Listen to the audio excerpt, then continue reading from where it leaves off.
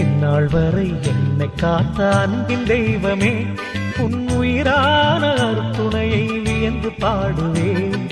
இந்நாள் வரை என்னை காத்த அன்பின் தெய்வமே, உன் உயிரான துணையை வியந்து பாடுவேன். நன்றி நன்றி நன்றி நெஞ்சம் சொல்லும் நன்றி, நன்றி நன்றி நன்றி நெஞ்சம் சொல்லும் நன்றி நன்றி.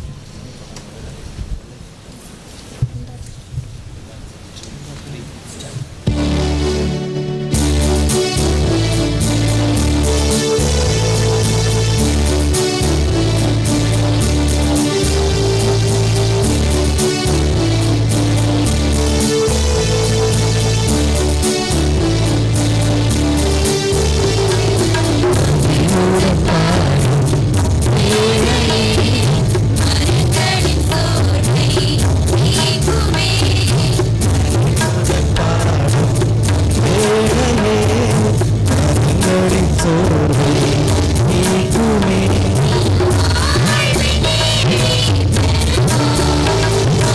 வாழ்வின் நன்மை அடைவோம். அறிவாய் குலமாய் இயேசு பதவினைவோம். மறையின் வழியில் வேத ஒளி பெறுவோம்.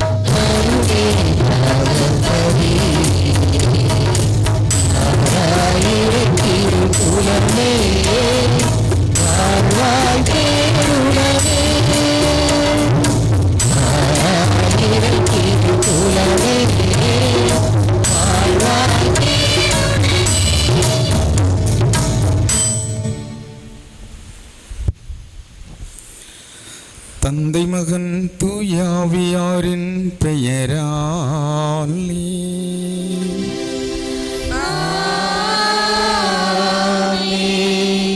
அன்பார்ந்த சகோதரமே, நம் தந்தையாகிய கடவுளிடமிருந்தும் ஆண்டவராகிய இயேசு கிறிஸ்துவிடமிருந்தும் அருளும் அமைதி உங்களோடு இருப்பதாக.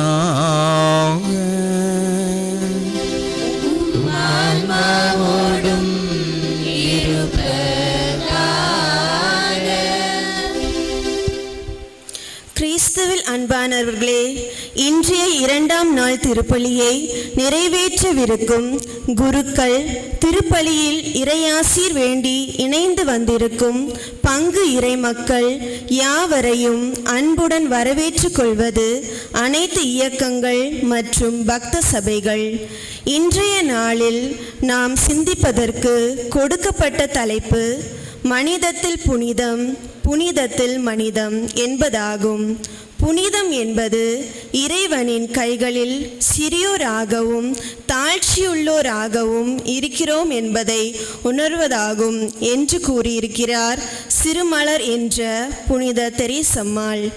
மனிதம் என்ற சொல்லுக்கும் புனிதம் என்ற சொல்லுக்கும் உள்ள வேற்றுமை முதலில் உள்ள ஒரு எழுத்து மட்டும்தான். மனிதம் என்றாலே புனிதம் பிறக்கிறது. மனிதனுக்கு செய்யும் தொண்டு இறைவனுக்கு செய்யும் சேவை என்பார்கள். ஏழை எளியவர்களுக்கும் வாழ்வில் ஓரந்தள்ளப்பட்ட நலி உற்றவர்களுக்கும் ஈடில்லா சேவை செய்து இன்று புனிதராக ஒவ்வொரு மக்களாலும் நேசிக்கப்படுபவர்தான் அன்னை தெரேசாள். கடவுளின் சாயலில் படைக்கப்பட்ட மனிதர்கள் அனைவரும் முழு வாழ்வையும் முழு மனிதத்தையும் பெற்று அவர்கள் மீட்பு வாழ்வு வாழ உதவும் போது மனிதன் புனிதனாகிறான். புனிதம் என்பது நேற்று பெய்த மழையால் இன்று முளைத்த காளான் போல் அல்ல, மாறாக மனித உள்ளத்தில் புதைந்து கிடக்கும் புனிதத்தை வாழ்க்கையில் ஒவ்வொரு நாளும் மடியும் கோதுமை மணி போல் வளர்த்து எடுக்க வேண்டிய ஒன்று. பாவ வாழ்வுக்கு அடிமைப்பட்டு கிடந்த அகஸ்டினை 18 ஆண்டுகளாக கடவுளுக்கு அர்ப்பணித்து கடவுளை கற்று கொடுத்து மனமாற்றம் பெற செய்து ஒரு புனிதராக மாற்றிய பெருமை புனித மோனிகாவை சேரும். இறை மக்களாகிய நாம் நமக்காக பலியான இயேசுவை போல் பிறருக்கு நல்ல செயல்களை செய்து இறைவனோடு இணையும் போதுதான் நாம் புனிதம் அடைவோம் என்பதை உணர்ந்தவர்களாய் இக்கல்வாரி பலியில் இணைவோம்.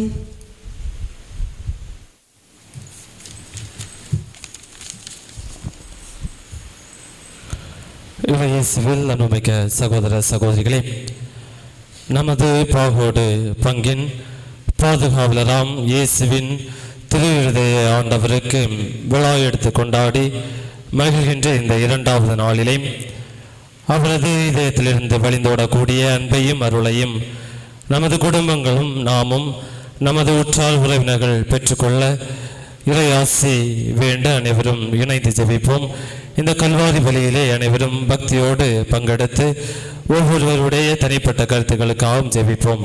இன்னும் இந்த கல்வாரி பலியிலே தங்களது குடும்பத்திற்கு தாங்கள் இறைவனிடமிருந்து பெற்றுக்கொண்ட நலன்களின் நன்றியாக ஒப்பு கொடுக்கக்கூடிய ஒவ்வொரு குடும்பங்களுக்காகவும் வேண்டுதல் பலியாக தங்களது விண்ணப்பங்களை கொடுத்து ஜெபிக்கக்கூடிய ஒவ்வொரு குடும்பங்களுக்காகவும் நாம் சிறப்பான முறையிலே இந்த கல்வாரி பலியிலே இணைந்து ஜெபிப்போம். 4வது அன்பத்தை சார்ந்த சுனில்குமார் விஜிலா குடும்பத்தார் வேண்டுதல் பலியாக ஒப்பு கொடுத்து ஜெபிக்கின்றார்கள். ராபர்ட், ஷெரின் மேரி, ஷ்ரேனா, ஷியோனா குடும்பத்தார் வேண்டுதல் பலியாக ஒப்பு கொடுத்து ஜெபிக்கின்றார்கள். அருள்தாஸ், குளோரி குடும்பத்தார் வேண்டுதல் பலியாக ஒப்பு கொடுத்து ஜெபிக்கின்றார்கள். இறைவன் இந்த அன்பத்தில் உள்ள மக்களையும் இவர்களையும் நிறைவாக ஆசீர்வதித்து பேணி பராமரித்திட வேண்டும் என ஜெபிப்போம். 9வது அன்பத்தை சார்ந்த அனில்குமார், ஷைனி, அர்ஜுன், அஜய் குடும்பத்தார் இறைவனிடமிருந்து பெற்றுக்கொண்ட நலன்களின் நன்றியாக ஒப்பு கொடுக்கின்றார்கள். அனில்குமார், அனிட்ரா, பர்சிஸ், பர்ஷியா குடும்பத்தார் நன்றி பலியாக ஒப்பு கொடுத்து ஜெபிக்கின்றார்கள். ஜெயாபாய், ஷிபி, ஜெர்சி குடும்பத்தார் இறைவனிடமிருந்து பெற்றுக்கொண்ட நலன்களின் நன்றியாக ஒப்பு கொடுத்து ஜெபிக்கின்றார்கள். பொன்னுமணி, விமலா, சுஜின், ஸ்டெலின், ஜோஸ் குடும்பத்தார் வேண்டுதல் பலியாக ஒப்பு கொடுத்து ஜெபிக்கின்றார்கள். பொன்சிங், ஜாக்குலின் குடும்பத்தார் வேண்டுதல் பலியாக ஒப்பு கொடுத்து ஜெபிக்கின்றார்கள். மணி, லைசா, சிஜிமோன் குடும்பத்தார் நன்றி பலியாக ஒப்பு கொடுத்து ஜெபிக்கின்றார்கள். ஜான், சதீஷ், மங்கேர் கரசி, ஜான், ஜெபின், ஜெபிஷா குடும்பத்தார் நன்றி பலியாக ஒப்பு கொடுத்து ஜெபிக்கின்றார்கள். சஜின், ஏஞ்சல், அபிஷா, ஆல்ஃபியா குடும்பத்தார் நன்றி பலியாக ஒப்பு கொடுத்து ஜெபிக்கின்றார்கள். ராஜன், அனிதா, ருஜின், ஆண்ட்ரூ, ரீனோ, அன்ஷியா குடும்பத்தார் நன்றி பலியாக ஒப்பு கொடுத்து ஜெபிக்கின்றார்கள். இறைவன் இவர்களுடைய தனிப்பட்ட கருத்துக்களுக்காகவும் இவர்களுடைய வாழ்வை நலன்களாலும் நன்மைத்தனங்களாலும் நிரப்பிட வேண்டும் என்பதற்காகவும் ஜெபிப்போம். இவர்களோடு இணைந்து நாமும் நமது குடும்பங்களையும் நமது உள்ளங்களையும் உடலையும் இயேசுவின் திரு இருதயத்தின் நிழலிலே ஒப்பு கொடுத்து இந்த கல்வாரி பலியிலே நாம் இணைந்து பக்தியோடு பங்கெடுப்போம். அன்பு சகோதரமே, தூய மறை நிகழ்வுகளை கொண்டாட நாம் தகுதி பெறும் பொருட்டு நம்முடைய பாவங்களை ஏற்றுக்கொள்வோம்.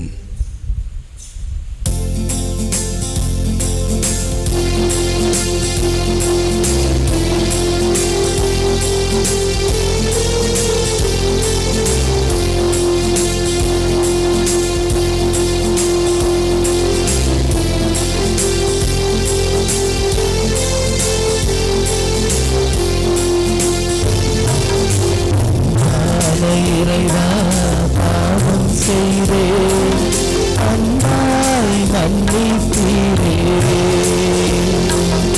அன்பின் மானிடரே, பாவம் செய்தே அன்பாய் ஏற்றீரே.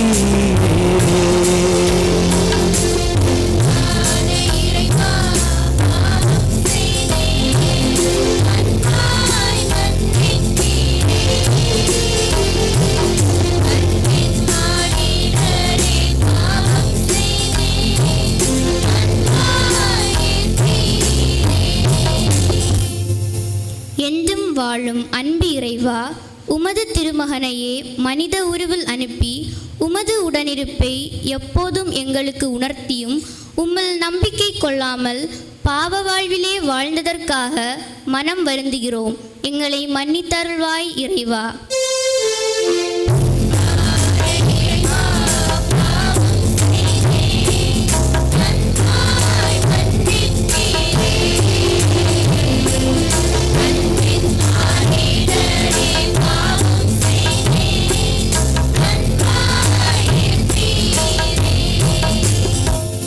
கருணை கடலான இயேசுவே, நாங்கள் பிறர் மீது அக்கறையற்றவர்களாய், பிறர் துன்பங்களில் கண்டும் காணாதவர்களாய், சுயநலத்தோடு வாழ்ந்த நேரங்களுக்காக மனம் வருந்துகிறோம். மன்னித்தருள்வாய் இறைவா.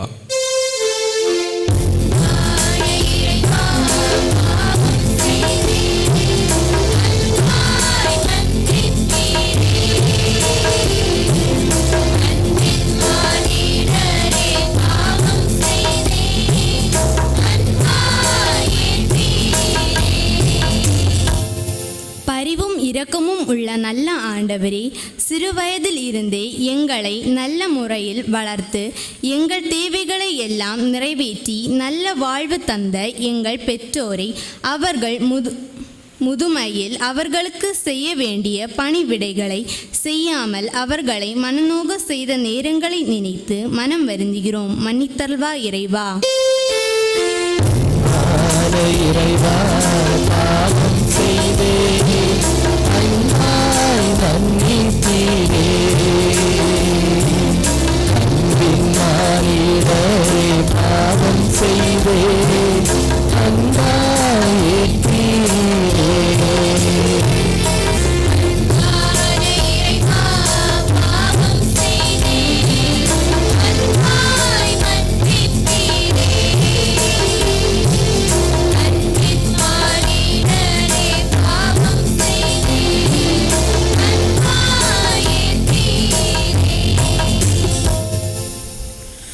எல்லாம் வல்ல இறைவன் நம் மீது இரக்கம் வைத்து நம் பாவங்களை மன்னித்து நம்மை நிலை வாழ்வுக்கு அழைத்துச் செல்வாராக. ஆமென்.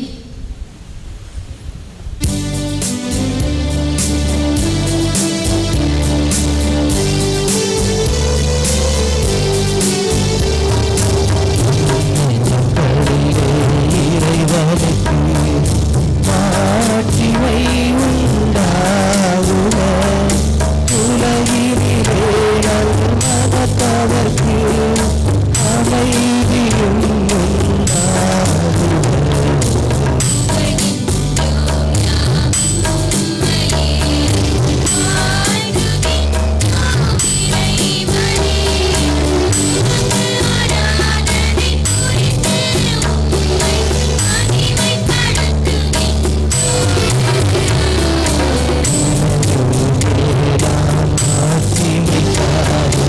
உனக்கு நன்றி நவில்கின்றோம் ஆண்டவராயம் இறைவனே, இணையில்லாத விண்ணரசே.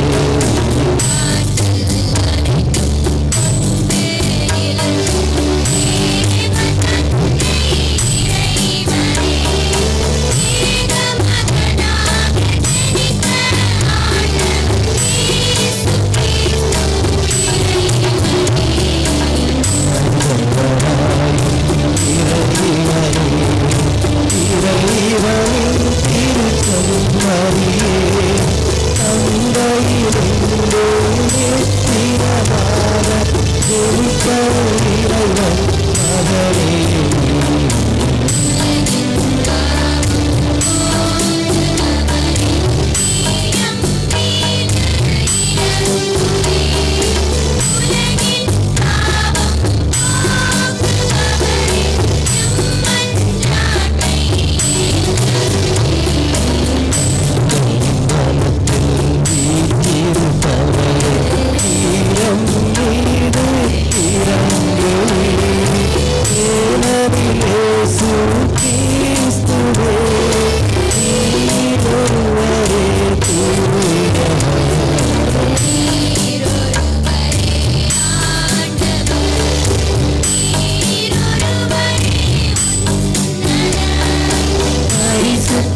அறிவுடன் தந்தை இறைவன் ஆட்சியில் உள்ளவர்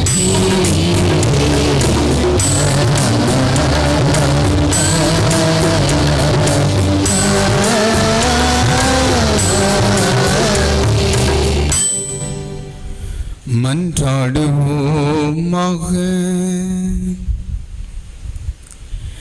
இறைவா, எங்கள் பாவங்களால் காயமடைந்தவும் திருமகனுடைய இதயத்தின் வழியாக உமது அன்பின் அளவற்ற செல்வங்களை எங்களுக்கு இரக்கத்துடன் வாரி வழங்க திருவிழமானி. அதனால் நாங்கள் அவரை பக்தியுடன் வழிபட்டு பாவ கழுவாயின் கடமையை எங்கள் வாழ்வில் தகுந்த முறையில் நிறைவேற்ற அருள்வீராக. உம்மோடு தூய ஆவியாரின் ஒன்றிப்பில் இறைவனாய் என்றென்றும் வாழ்ந்து ஆட்சி செய்கின்ற எங்கள் ஆண்டவரும் உம் திருமகனுமாகிய இயேசு கிறிஸ்து வழியாக உம்மை மன்றாடுகின்றோம்.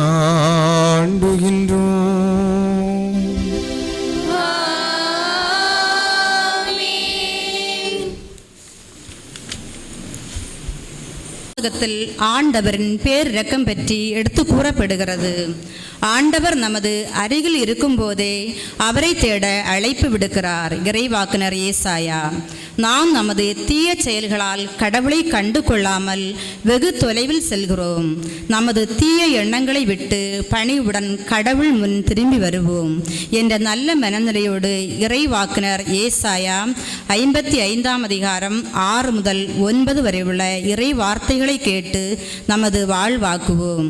ஏசாயா 55ஆம் அதிகாரம் 6 முதல் 9 வரை உள்ள இறை வார்த்தைகளை கேட்டு நமது வாழ்வாக்குவோம். ஆண்டவரை காண்பதற்கு வாய்ப்புள்ள போதே அவரை தேடுங்கள். அவர் அண்மையில் இருக்கும்போதே அவரை நோக்கி மன்றாடுங்கள். கொடியவர் தம் வழிமுறையையும் தீயவர் தம் எண்ணங்களையும் விட்டு விடுவார்களாக. அவர்கள் ஆண்டவரிடம் திரும்பி வரட்டும். அவர் அவர்களுக்கு இரக்கம் காட்டுவார். அவர்கள் நம் கடவுளிடம் வரட்டும். ஏனெனில் மன்னிப்பதில் அவர் தாராள மனதினர்.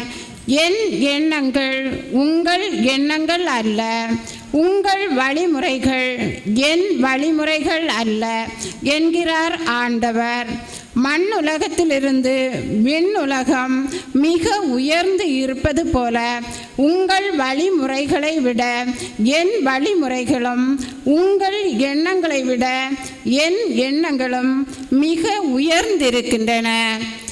ஆண்டவரின் அருள்வாக்கு. இறைவனே,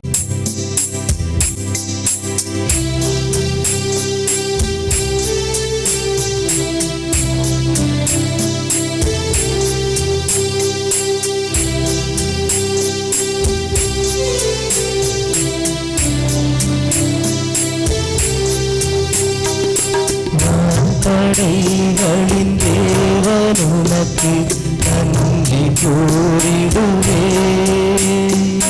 நான் வணங்கும் தேவனுமக்கு கீதம் பாடிடுவே.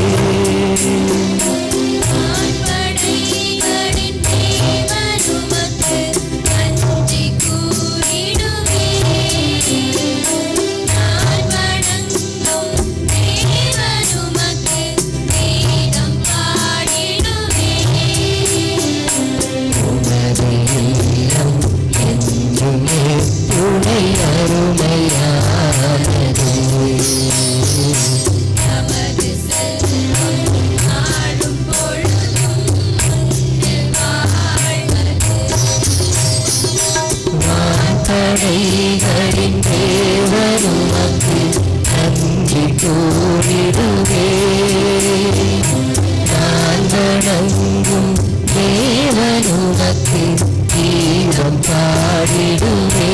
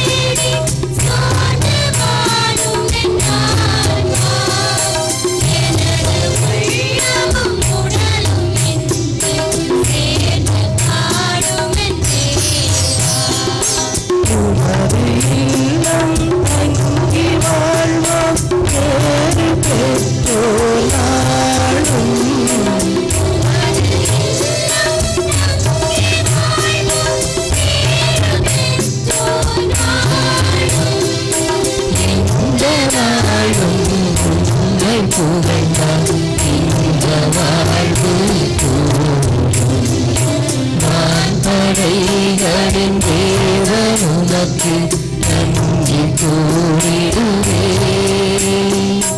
நான் வணங்கும் தேவன் உமக்கு கீதம் பாடிடுவே.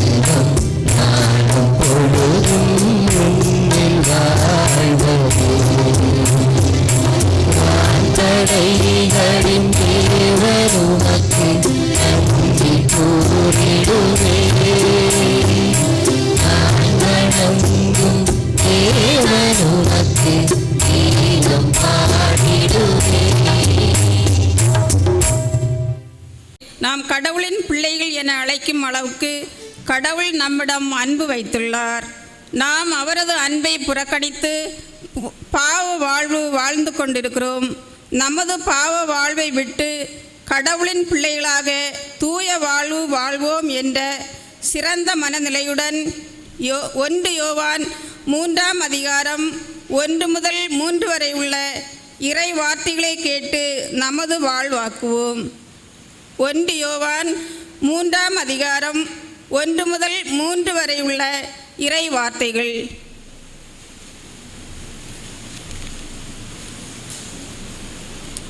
நம் தந்தை நம்முடன் எத்துணை அன்பு கொண்டுள்ளார் என்று பாருங்கள். நாம் கடவுளின் மக்கள் என அழைக்கப்படுகிறோம். கடவுளின் மக்களாகவே இருக்கிறோம். உலகம் அவரை அறிந்து கொள்ளாததால் தான் நம்மையும் அறிந்து கொள்ளவில்லை. என் அன்பார்ந்தவர்களே, இப்போது நாம் கடவுளின் பிள்ளைகளாயிருக்கிறோம். இனி எத்தகையவராய் இருப்போம் என்பது இன்னும் வெளிப்படவில்லை. ஆனால் அவர் தோன்றும்போது நாமும் அவரை போல் இருப்போம். ஏனெனில் அவர் இருப்பது போல் அவரை காண்போம். அவரை எதிர்நோக்கி இருக்கிற அனைவரும் அவர் தூயவராவது போல் தம்மையும் தூயவராக்க வேண்டும். ஆண்டவர் வழங்கும் அருள்வாக்கு. இறைவனுக்கு நன்றி.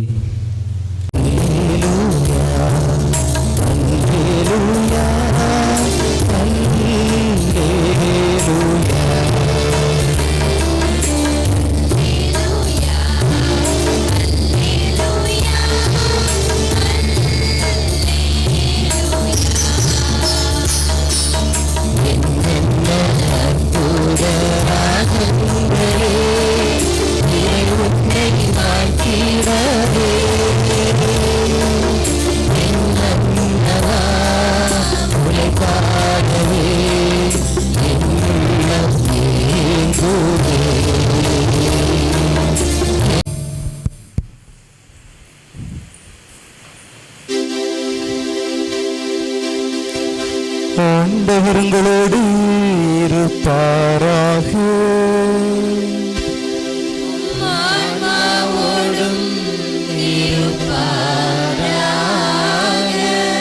மத்தேயு எழுதிய தூய நற்செய்தியிலிருந்து வாசகம்.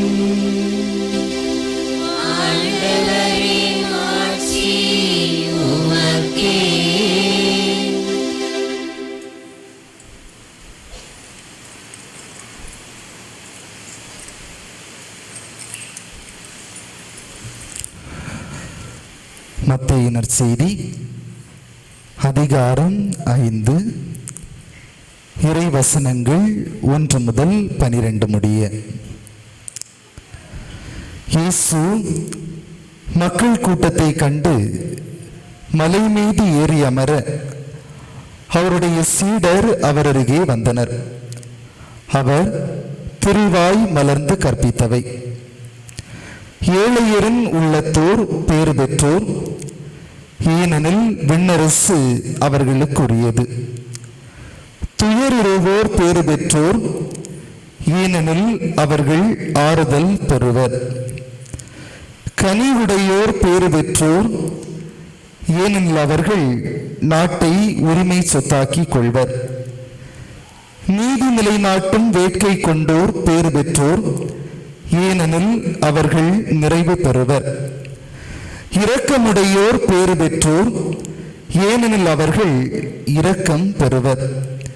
தூய்மையான உள்ளத்தோர் பேறு பெற்றோர், ஏனெனில் அவர்கள் கடவுளை காண்பர்.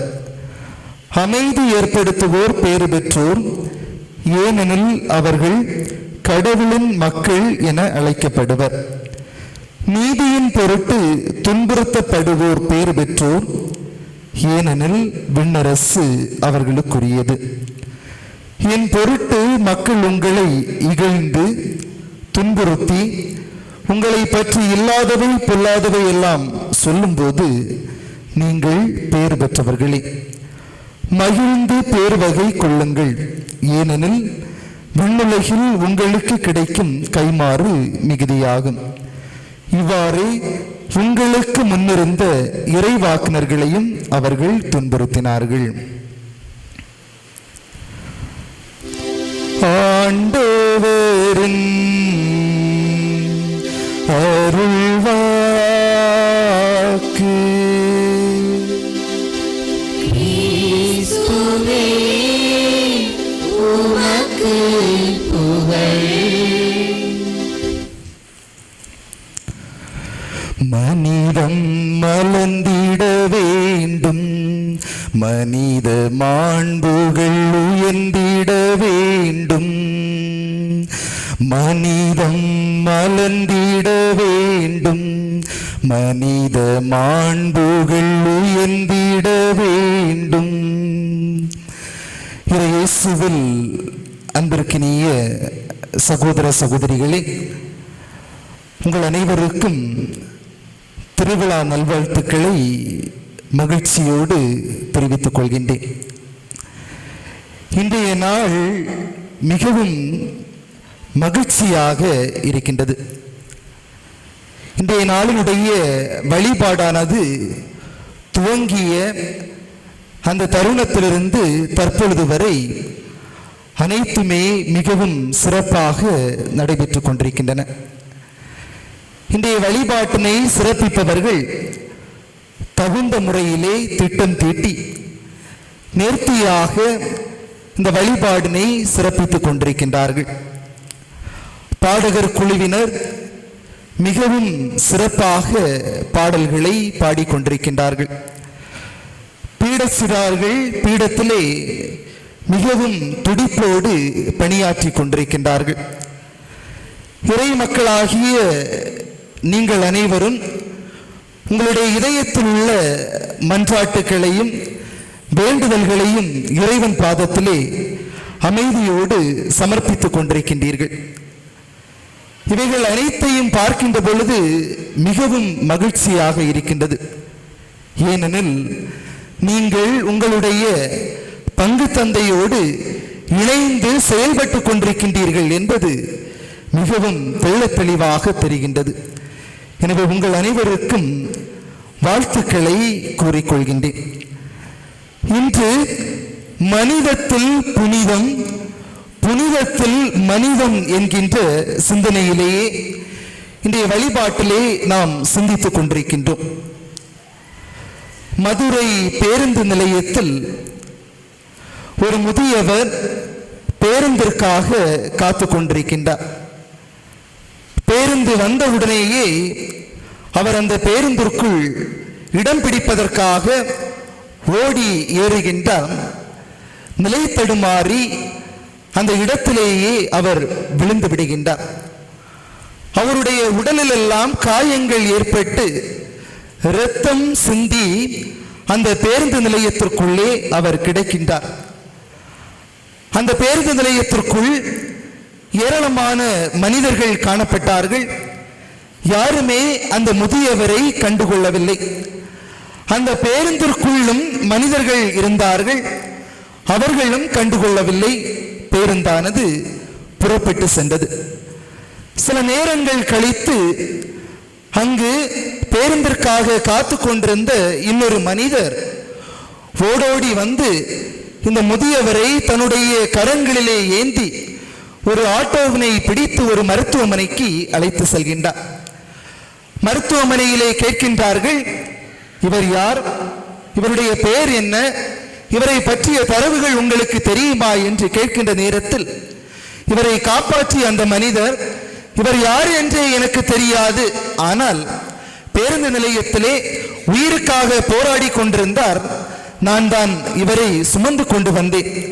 எனவே இவருடைய உயிர் பிழைக்க வேண்டும், நலம் பெற வேண்டும், அதற்காக என்ன செலவானாலும் நான் செய்வதற்கு தயாராக இருக்கின்றேன், என்னுடைய உடைமைகள் அனைத்தையும் தருவதற்கு நான் தயாராக இருக்கின்றேன் என்று அந்த மருத்துவரை பார்த்து கூறிக்கொண்டார். சில நாட்களுக்கு பிறகு அவர் குணம் பெற்று தன்னை காப்பாற்றிய அந்த மனிதரிடமிருந்து அவருடைய விலாசத்தினையும் பெற்றுக்கொண்டு தன்னுடைய வீட்டிற்கு திரும்பிவிட்டார். 6 மாதங்களுக்கு பிறகு தன்னை காப்பாற்றிய அந்த மனிதருக்கு நான் நன்றி சொல்ல வேண்டும் என்பதற்காக தன்னுடைய 2 கரங்களிலும் அதிகமான பொருட்களை சுமந்து கொண்டு அந்த மனிதருடைய இல்லத்திற்கு செல்கின்றார். அங்கு நிற்கின்ற மனிதரிடம் தன்னுடைய காகிதத்திலே இருக்கின்ற அந்த விலாசத்தினை காட்டி, இது உங்களுக்கு தெரியுமா, இவருடைய வீடு எங்கு இருக்கின்றது என்பதனை கூறுவீர்களா என்று கேட்டுக்கொண்டார். அப்பொழுது கூறினார்கள், இந்த கிராமத்தில் இருக்கின்ற கடைசி வீடுதான் அவருடைய வீடு, எனவே நீங்கள் நேராக சென்று விடுங்கள் என்று கூறிக்கொண்டார்கள். அந்த வீட்டினை அவர் அடைந்து விட்டார். அந்த வீட்டிற்கு சென்ற உடனேயே அந்த கதவுகள் மூடப்பட்டிருந்தது. வீட்டிற்கு முன்பாக நின்று கொண்டு சத்தம் போட்டு அழைத்து கொண்டார். உடனே ஒரு பெண்மணி வெள்ளை சேலை உடுத்தி அவள் வெளியே வருகின்றார். அவளிடம் இந்த முதியவர், இது ராமசாமியினுடைய வீடுதானே என்று கேட்டுக்கொண்டார். ஆமா, இது ராமசாமியினுடைய வீடுதான், அவரை நான் பார்க்க வேண்டும், சற்று அழைத்து வருவீர்களா என்று கேட்கின்ற நேரத்தில் அந்த பெண்மணியினுடைய கண்களிலிருந்து கண்ணீர் கொட்ட ஆரம்பித்து விட்டது. உடனே அந்த முதியவருடைய உள்ளம் படபடத்தது. நான் அந்த ராமசுவாமியை அழைத்துதானே வர சொன்னேன், எதற்காக இந்த பெண்மணி அழுது கொண்டிருக்கின்றாள் என்று கேட்டுக்கொண்டார். அப்பொழுது அந்த பெண்மணி தன்னுடைய உள்ளம் கலங்கி அவள் கூறுகின்றார், ராமசுவாமி என்பவர் என்னுடைய கணவர், அவரை கொலை செய்து விட்டார்கள் என்று கூறிக்கொண்டார். உடனேயே இந்த முதியவருக்கு, எனக்கு வாழ்வு தந்த அந்த ராமசாமி அவர்கள் இறந்து விட்டாரா என்று அவர் அப்படியே அந்த சுவரிலே அவர் சாய்ந்து விட்டார். அந்த வீட்டிற்குள்ளே 4 குழந்தைகள் இருந்தார்கள். அப்பொழுது அந்த முதியவர் அந்த பெண்மணியை பார்த்து, இந்த குழந்தைகள் எல்லாம் யார் என்று கேட்டுக்கொண்டார். அப்பொழுது அந்த பெண்மணி கூறினார், இதில் 2 குழந்தைகள் எங்களுடைய குழந்தைகள், 2 எங்களுடைய குழந்தைகள் அல்ல, மாறாக எனது கணவனை கொன்ற அந்த கைதியினுடைய குழந்தைகள். அவர் இப்பொழுது சிறைசாலைக்கு சென்று விட்டார். அந்த குழந்தைகளை கவனிப்பதற்கு யாரும் இல்லை, அவர்கள் தன்னந்தனியாக அனாதைகளாக விடப்பட்டிருந்தார்கள். எனவே அந்த குழந்தைகளை அவர்களுக்கு ஒரு வாழ்வு கொடுப்பதற்காக எங்களுடைய இல்லத்திற்கு நாங்கள் அழைத்து வந்தோம் என்று அந்த பெண்மணியானவள் கூறிக்கொண்டார். அன்பிற்கினியவர்களே, இது ஒரு உண்மையான நிகழ்வு. இந்த நிகழ்விலே ராமசாமி என்பவருடைய செயலானது மனிதம் என்பது என்ன என்பதனை மிகவும் ஆணித்தரமாக நமக்கு கற்பித்து தருகின்றது. மனிதம் என்றால் என்ன? கடவுள் படைப்பின் துவக்கத்திலேயே ஆணையும் பெண்ணையும் படைக்கின்றார். ஆணையும் பெண்ணையும் படைத்த கடவுள் தான் படைத்த படைப்பிலேயே மனித படைப்பு தான் மிகவும் சிறந்ததாக இருக்கிறது என்று கருதுகின்றார். எனவே மற்ற படைப்புகளிலிருந்து அந்த மனிதனை வேறுபடுத்துவதற்காக அவனுக்கு ஒரு பரிசு கொடுக்கின்றார். என்ன பரிசாக இருக்கும்? அவனுக்கு அன்பு, இரக்கம், கருணை போன்ற உயரிய மதிப்பீடுகளை அவனுடைய உள்ளத்திற்குள்ளே பரிசாக வைக்கின்றார். எனவே இந்த உயரிய மதிப்பீடுகளை கொண்டு அவன் வாழ்வு பெறுவதன் வழியாக தன்னுடைய வாழ்வில் இருக்கின்ற ஏற்றத்தாழ்வுகள், குறை நிறைகள், வேறுபாட்டுகள் அனைத்தையும் கடந்து ஒருவர் மற்றவரை முழுமையாக அன்பு செய்து ஒருவர் மற்றவர்களுள்ள துன்பத்தில் பங்கு கொண்டு ஒருவர் மற்றவருடைய இன்பத்தில் உடனிருக்க வேண்டும் என்கின்ற பாடத்தினை புகட்டுகின்றார். இதுதான் மனிதம் என்பது ஆகும். எனவே இந்த மனிதரும் மனிதமும் பிரிக்க முடியாத ஒன்றாக காணப்படுகின்றது. இந்த மனிதம் என்பது மனிதர்களுக்கு மட்டுமே கிடைத்த ஒரு தனிவரமாகவும் இருந்து வருகின்றது. ஆகவே தான் ஔவையார் தன்னுடைய பாடலிலே இவ்வாறு கூறுவார்: அரிது அரிது மானிடராய் பிறத்தல் அரிது என்று மனிதனுடைய பிறப்பினுடைய பெருமையை ஔவையார் தமிழ் இலக்கியத்திலே, தமிழ் பாடலிலே மிகவும் அழகாக ஔவை பாடியிருக்கின்றார். எல்லா சமயங்களும் கூட இந்த மனிதனிடம் காணப்படுகின்ற இந்த மனிதத்துவத்தை நமக்கு சுட்டி காட்டுகின்றன. கிறிஸ்தவ மதத்திலே உன் மீது நீ அன்பு கூறுவது போல உனக்கு அடுத்திருப்பவர் மீதும் அன்பு கூறுவாயாக என்று மனிதத்தை நமக்கு கற்றுத்தருகின்றது. இஸ்லாம் மதத்திலே ஒருவரை வாழ வைப்பது, அவருடைய வாழ்க்கைக்கு உதவி புரிவது, அவருடைய துன்பத்திலிருந்து விடுவிப்பதுதான் மனிதம் என்று இஸ்லாமிய மதம் நமக்கு சொல்லித் தருகின்றது.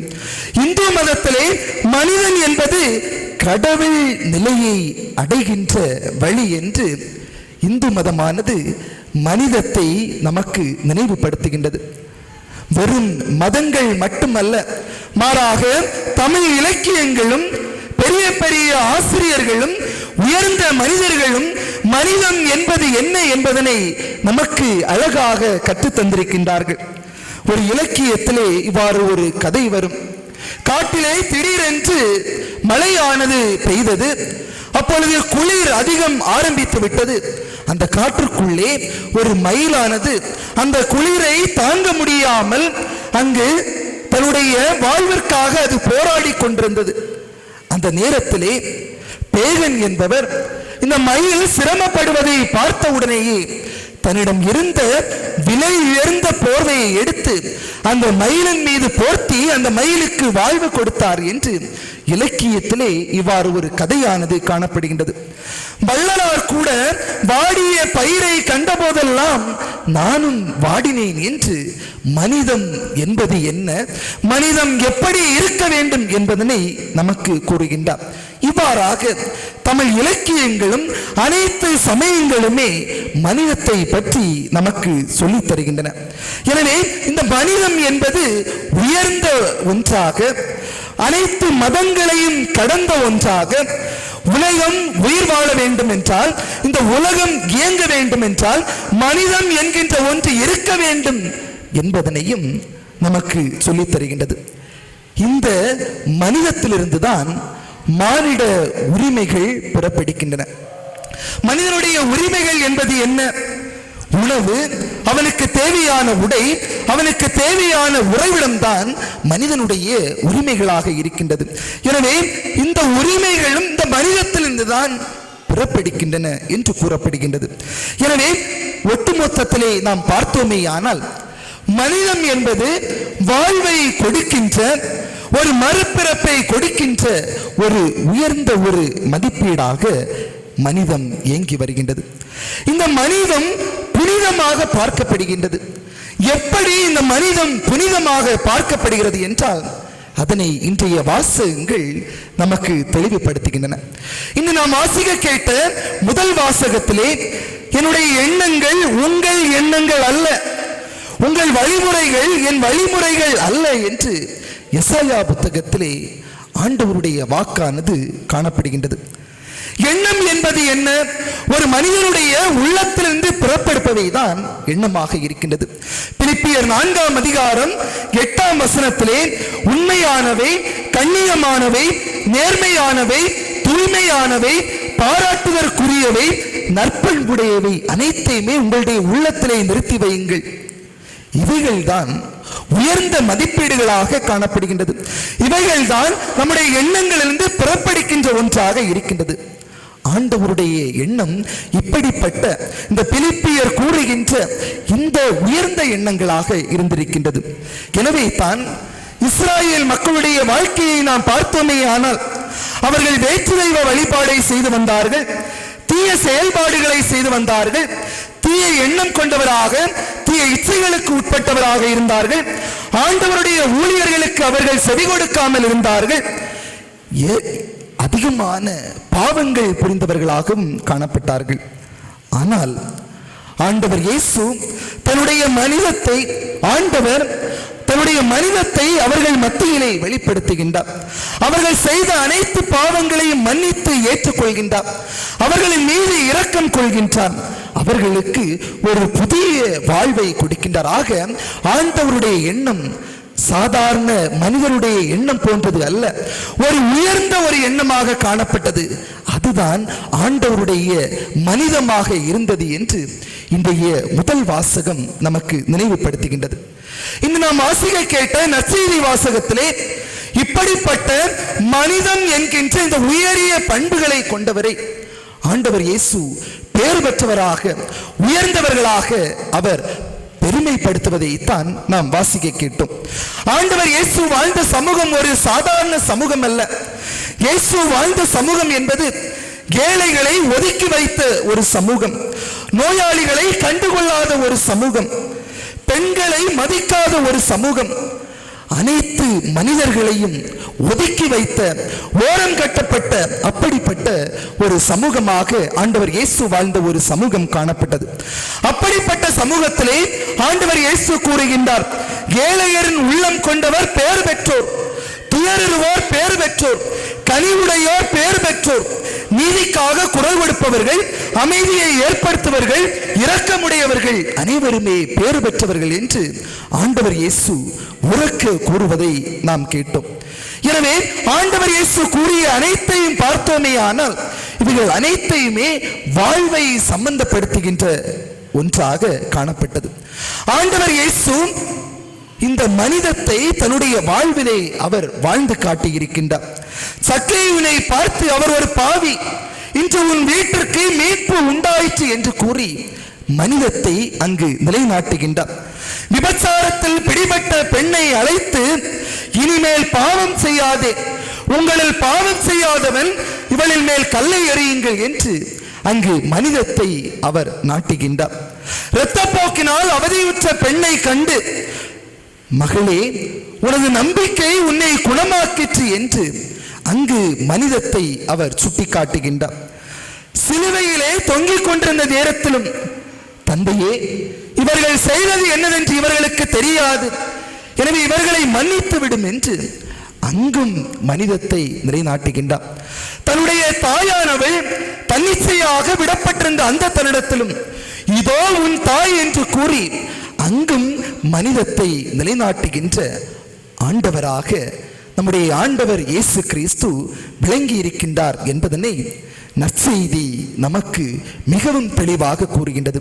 எனவே இந்த மனிதன் என்கின்ற இந்த பண்பை எவர் ஒருவர் கொண்டு தன்னுடைய வாழ்க்கையிலே வாழ்கின்றாரோ அவரை தான் ஆண்டவர் இயேசு பேறு பெற்றவராக, உயர்ந்தவராக, விலை மதிப்புடையவராக ஆண்டவர் இயேசு உயர்த்துவதனை இன்றைய நற்செய்தி வாசகத்திலே நாம் வாசிக்க கேட்டோம்.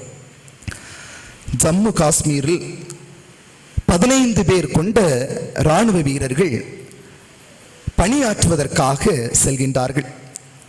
அவர்கள் பல மைல்கள் தூரம் நடந்து செல்ல வேண்டும். அந்த பாதையானது சற்று கரடு முரடான பாதை, வழியிலே எந்த ஒரு அடிப்படை வசதிகளும் இல்லாத ஒரு பாதை. அந்த பாதையிலே இவர்கள் பயணம் செய்து கொண்டிருக்கின்றார்கள். மழை பெய்கின்றது, குளிர் அடிக்கின்றது. ஒரு டீ குடித்தால் நன்றாக இருக்கும் என்று அந்த 15 இராணுவ வீரர்களுக்கும் ஒரு உணர்வானது ஏற்படுகின்றது. ஆனால் அங்கு சுற்றுமுற்றும் பார்க்கின்றார்கள், ஒரு கடையும் இல்லை. சில மைல் நேரம் நடந்து செல்கின்றார்கள், அங்கு ஒரு பெட்டி கடையானது தென்படுகின்றது. ஆனால் அந்த கடையானது பூட்டப்பட்டிருந்தது. இப்பொழுது டீ குடிக்க வேண்டும், இந்த குளிரிலிருந்து நம்மை சற்று நேரம் பாதுகாத்துக் கொள்ள வேண்டும். அப்பொழுது என்ன செய்யலாம் என்று நினைக்கின்றார்கள். உடனேயே அந்த பூட்டப்பட்டிருந்த அந்த கடையினை அவர்கள் திறந்து அதற்குள் இருக்கின்ற பொருட்களை எடுத்து அவர்கள் டீ தயாரித்து அந்த இடத்திலே குடித்து விடுகின்றார்கள். இப்பொழுது இவர்களை வழிநடத்தி செல்கின்ற அந்த மேஜருடைய உள்ளத்திற்குள்ளே ஒரு குற்ற உணர்வு. நாங்கள் மக்களுடைய ஒழுக்க நெறிகளை கடைபிடிப்பதற்காக, மக்கள் நல்ல முறையிலே வாழ வேண்டும் என்பதற்காக பணிக்கு அமர்த்தப்பட்டவர்கள். நாங்களே இந்த தவறினை செய்தால் எப்படி இருக்கும் என்று நினைத்து உடனடியாக 5000 ரூபாயை எடுத்து அந்த கடைக்குள்ளே அவர்கள் வைத்துவிட்டு கடையை மூடிவிட்டு மீண்டும் தன்னுடைய பயணத்தினை ஆரம்பிக்கின்றார்கள். 3 மாத காலம் அவர்கள் எங்கு பணியாற்ற வேண்டுமோ அந்த தளத்திலே அவர்கள் பணியாற்றிவிட்டு மீண்டும் அவர்கள் தங்களுடைய இடத்திற்கு செல்லுகின்ற நேரத்தில் அந்த கடையினை மீண்டும் பார்க்கின்றார்கள். அந்த கடையானது இப்பொழுது திறந்து வைக்கப்பட்டிருந்தது. ஒரு முதியவர் அந்த கடையிலே வேலை பார்த்து கொண்டிருந்தார். அந்த கடைக்கு சென்று மீண்டும் அவர்கள் டீ குடிக்கின்றார்கள். அந்த முதியவரிடம் பேசவும் ஆரம்பிக்கின்றார்கள். முதியவரை பார்த்து உங்களுக்கு கடவுள் நம்பிக்கை உண்டா போன்ற பல கேள்விகளை கேட்கின்றார்கள். அப்பொழுது அந்த முதியவர் கூறுகின்றார், எனக்கு கடவுள் நம்பிக்கை உண்டு என்று கூறுகின்றார். உடனே இந்த இராணுவ வீரர்கள், கடவுள் நம்பிக்கை உங்களுக்கு உண்டா? அப்படி என்ன உங்களுடைய வாழ்க்கையிலே நடந்திருக்கும்? நாங்கள் எல்லாம் கடவுளை இல்லை என்று நினைக்கின்றோம், நீங்கள் மட்டும் இப்படி நினைக்கின்றீர்களே என்ன என்று கேட்கின்ற நேரத்தில் அந்த முதியவர் கூறுகின்றார், 3 மாதங்களுக்கு முன்னால் என்னுடைய மகனுக்கு விபத்து ஏற்பட்டது. என்னுடைய மகனை உடனடியாக மருத்துவமனையிலே சேர்க்க வேண்டும், பணம் இல்லை, நான் தான் அவனை கவனிக்க வேண்டும், என்ன செய்வது ஏது செய்வது என்று தெரியவில்லை. கடையினை அடைத்து வைத்துவிட்டு நான் உடனடியாக மருத்துவமனைக்கு சென்று விட்டேன். மருத்துவர் கூறினார், நீங்கள் பணத்தினை கொண்டு வந்தால் மட்டுமே தான் நான் மருத்துவம் பார்ப்பேன் என்று கூறிவிட்டார். எனக்கு என்ன செய்வதென்றே தெரியவில்லை. மீண்டும் உழைப்பதற்காக கடைக்கு திரும்பி வந்தேன். கடையை திறந்து பார்த்த பொழுது அந்த கடைக்குள்ளே 5000 ரூபாய் இருந்தது. நான் கடவுளை நோக்கி மன்றாடினேன். கடவுளே எனக்கு அந்த 5000 ரூபாயையும் அந்த கடைக்குள்ளே வைத்துவிட்டு சென்று விட்டார். எனவே கடவுள் இருக்கின்றார், கடவுள் என்னுடைய துன்பத் துயரங்களிலே பங்கெடுக்கின்றார் என்று அந்த மனிதர் அவரிடம் பகிர்ந்து கொண்டார். ஆக கடவுளிடம் காணப்படுகின்ற இந்த மனிதம் என்கின்ற நல்ல மனதையும், கடவுளிடம் காணப்படுகின்ற இந்த இரக்க குணத்தையும், கடவுளிடம் காணப்படுகின்ற இந்த அன்பு என்கின்ற உயரிய பண்பினையும் நாம் ஒருவர் மற்றவரிடத்தில் பிரதிபலிப்பதன் வழியாக நாமும் அவர்களிடத்தில் கடவுளாக மாறுகின்றோம் என்பதனைத்தான் இந்த நிகழ்வு நமக்கு சுட்டிக்காட்டுகின்றது. ஆக மனிதம் என்கின்ற இந்த உயரிய பண்பை ஒருவர் மற்றவரிடத்திலே நாம் பிரதிபலிப்பதன் மூலமாக நாம் கடவுளை அவர்களிடத்தில் கொண்டு செல்கின்றோம். ஒருவர் மற்றவரிடத்திலே அதனை அடையாளப்படுத்துவதன் வழியாக கடவுளை நாம் சுமந்து செல்கின்றோம். ஆக இதன் வழியாகத்தான் மனிதமும் அங்கு புனிதமடைகின்றது என்பது உண்மையாக இருக்கின்றது. எனவே அன்பிற்கினியவர்களே, இப்பேற்பட்ட புனிதமிக்க இந்த மனிதமானது இன்று நாம் ஒவ்வொருவருடைய உள்ளத்திலும் இருக்கின்றதா என்று இந்த நேரத்திலே நாம் அனைவருமே சிந்தித்து பார்ப்பதற்கு கடமைப்பட்டிருக்கின்றோம். நல்ல சமாரியன் ஓமையிலே ஒருவர் அடிபட்டு கிடக்கின்றார். தற்செயலாக குரு வெளியே வருகின்றார். எனக்கு ஆலயத்திலே வழிபாடு நடத்த வேண்டும், எனவே நான் இந்த மனிதனை அங்கு காப்பாற்றினால் இரத்தம் என் மேல் பட்டுவிடும், அது தீட்டு ஆகிவிடும், எனவே நான் அங்கு போய் வழிபாடு நடத்த முடியாது என்று அவர் கூறிவிட்டு அங்கு வலியால் துடிதுடித்துக் கொண்டிருக்கின்ற அந்த மனிதரை கண்டு கொள்ளாது அவர் சென்று விடுகின்றார். சிறிது நேரம் கழித்து லேவியர் வருகின்றார். லேவியரும் பார்க்கின்றார். அவர் நீண்ட தொங்கலாடை அணிந்து வந்திருந்தார். ஆனால் அந்த மனிதரிடம் சில நேரங்களில் நீண்ட தொங்கலாடை இருந்திருக்காது. அவர் ஒரு சமாரியர், அவர் ஒரு சாதாரண மனிதர். எனவே என்ன செய்வது, இவர் என்னுடைய இனத்தை சார்ந்தவர் அல்ல என்று அவர் நினைத்திருக்கலாம். எனவே தான் நானும் என்னுடைய பணியை பார்க்க வேண்டும் என்று அவரும் சென்று விட்டார். நாமும் இதை போன்றுதான் சில நேரங்களிலே கல்நெஞ்சக்காரர்களாக, மனிதநேயமற்ற மிருகங்களாக நானும் வாழ்ந்து கொண்டிருக்கின்றோம் என்பது உண்மையாக இருக்கின்றது. இன்று பெண்கள் பாலியல் வன்கொடுமைகளுக்கு ஆளாக்கப்படுகின்றார்கள். செய்தித்தாளிலே அந்த படத்தினை பார்ப்போம். அவளுடைய ஆடையை பார்த்தவுடனேயே இவளுடைய ஆடைக்கே இவள் இப்படி கண்டிப்பாக இந்த நிலைக்கு ஆளாக்க வேண்டும் என்ற மனிதநேயமற்றவர்களாக, மனிதநேயமற்றவர்களாக நாமே சில நேரங்களில் கூறுகின்றோம். ஒருவேளை உணவுக்காக நம்முடைய வீட்டிலே ஒரு மனிதர் வந்திருப்பார். உடனே நம்முடைய மனதிற்குள்ளே ஒரு எண்ணம் வரும், இவர் கடந்த காலத்திலே எப்படிப்பட்ட சுமையினை இவர் பிறருக்கு கொடுத்திருப்பார், எனவே இவர் கண்டிப்பாக தன்னுடைய வாழ்விலே அனுபவிக்க வேண்டும் என்று நம்முடைய வீட்டினுடைய கதவுகளை அடைத்தவர்களாக வீட்டிற்குள்ளே நாம் சென்று விடுகின்றோம். வாழ்விற்காக ஒரு மனிதன் அங்கு துடிதுடித்துக் கொண்டிருப்பான்.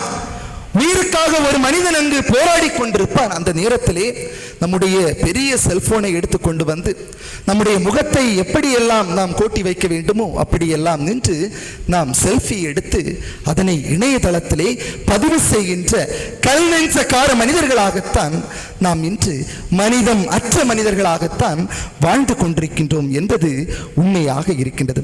எனவே அன்பிற்கினியவர்களே, இறைவன் நமக்கு கொடையாக தந்த, இறைவன் நமக்கு வரமாக தந்த, இறைவன் நமக்கு பரிசாக தந்த இந்த மனிதம் என்கின்ற அந்த பண்பை, நம்மிடமிருந்து இழந்து போன அந்த பண்பை மீட்டெடுப்பதற்காக நாம் ஒவ்வொருவருமே இந்த நாளிலே அழைக்கப்பட்டிருக்கின்றோம். எனவே 3 பண்புகளை நம்முடைய வாழ்க்கையிலே நாம் ஒவ்வொருவரும் கடைபிடிப்பதன் வழியாக இந்த மனிதம் என்கின்ற பண்பை நாம் மீண்டும் மீட்டெடுத்து புனிதமிக்க மனிதர்களாக நாம் மாறுகின்றோம். முதலாவதாக, இந்த உலகிலே இருக்கின்ற எல்லா மனிதர்களுமே இறைவனுடைய சாயலில் படைக்கப்பட்டவர்கள், இறைவனுடைய சாயலில் உள்ளவர்கள் என்கின்ற ஒரு உயரிய பண்பை நாம் ஒவ்வொருவருமே கொண்டிருக்க வேண்டும். தொடக்க நூல் 1ஆம் அதிகாரம் 26ஆம் வசனத்தை நாம் பார்த்தோமே ஆனால், மானிடரை நம் உருவிலும் நம் சாயலிலும் உண்டாக்குவோம் என்று கடவுள் மனிதனுடைய படைப்பை தன்னுடைய சாயலிலே படைத்திருக்கின்றார் என்று கூறுகின்றார். ஆனால் இன்று மனிதனுடைய சாயலில் தான் மனிதர்கள் படைக்கப்பட்டிருக்கின்றார்கள் என்கின்ற அந்த ஒரு உயரிய எண்ணம் நம் ஒவ்வொருவரிடத்திலும் இல்லை. அப்படி அந்த ஒரு எண்ணம் நம்மத்திலே இருந்திருந்தால் நாம் இந்த சமூகத்தில் உள்ள ஒவ்வொரு மனிதர்களை மதித்திருப்போம், அவர்களின் மீது அக்கறை காட்டியிருப்போம், அவர்களும் என்னுடைய சகோதர சகோதரிகள் என்று ஏற்றுக்கொண்டிருப்போம்.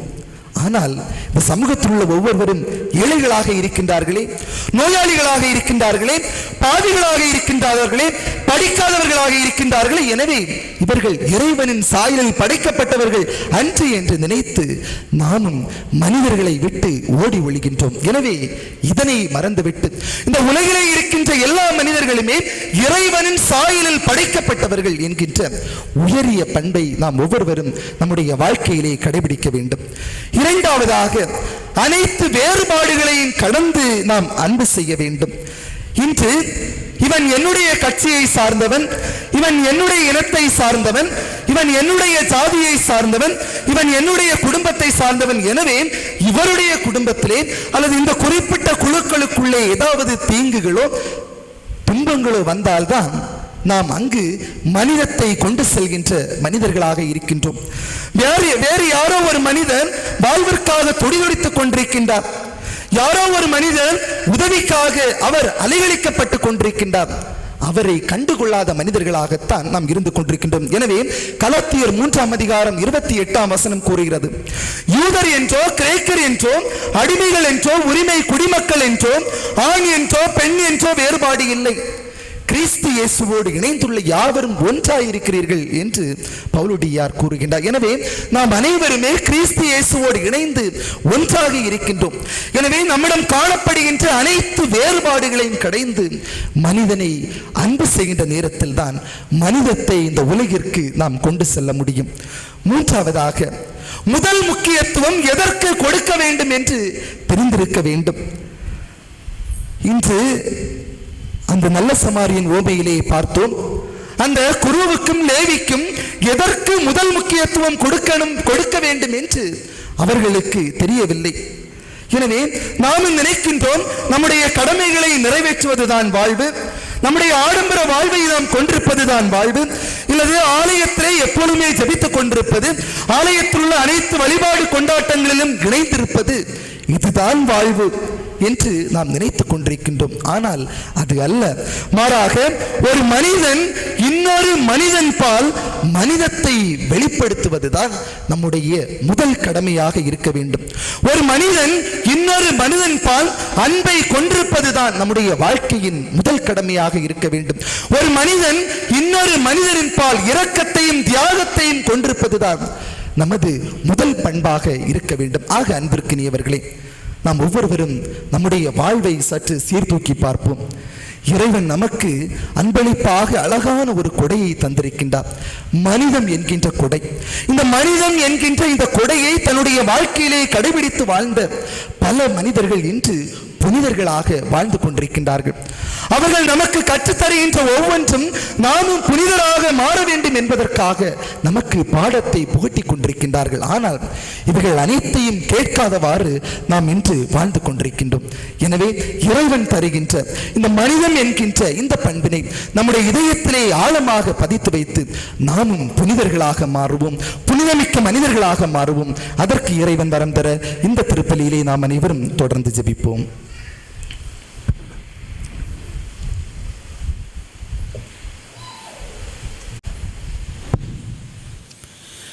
அனைவரும் எழுந்து நிற்போம். நம் ஆண்டவர் நம் மத்தியிலே வாசம் செய்கின்றார். எங்கே 2-3 பேர் என்னுடைய பெயரால் கூடியிருப்பாரோ அங்கே அவர்கள் நடுவே நான் இருக்கிறேன் என்று வாக்குத்தத்தம் சொன்னவர் நம் மத்தியிலே நம்மோடு இருக்கிறார். நம் ஒவ்வொருவரையும் காண்கிறார். மனித நேயத்தோடு நாம் வாழ வேண்டும் என்று அழைப்பு தருகின்றார். நம்முடைய அனுதின தேவைகளை இயேசுவிடம் இப்பொழுது சொல்லி ஜெபிப்போம்.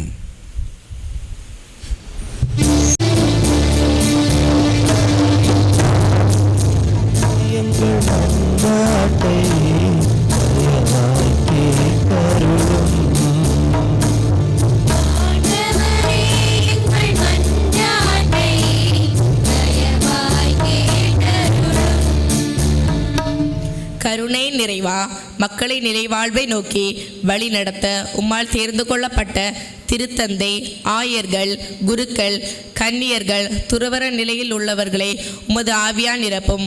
அவர்கள் உம்மீது ஆழமான பற்றுறுதியும் மக்கள் மீது அன்பும் கொண்டு வாழ வேண்டிய வரமருள இறைவா உம்மை மன்றாடுகிறோம்.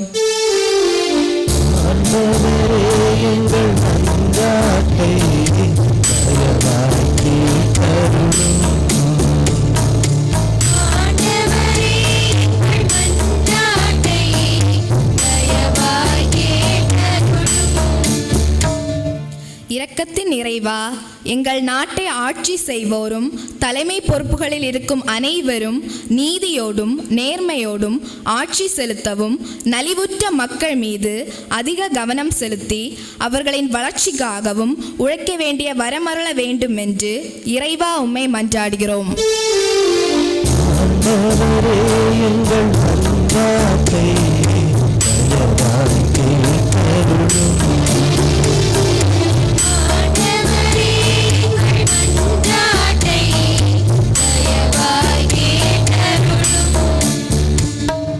நாமே குணப்படுத்தும் ஆண்டவர் என்று கூறிய இறைவா, பல்வேறு கடின நோய்களாலும் குடும்ப பிரச்சனைகளாலும் மனம் சோர்ந்து அவதிப்படும் மக்களை கனிவுடன் கண்ணோக்கி உமது வல்லமையுள்ள வார்த்தைகளை அனுப்பி குணப்படுத்த வேண்டும் என்று இறைவா உம்மை மன்றாடுகிறோம்.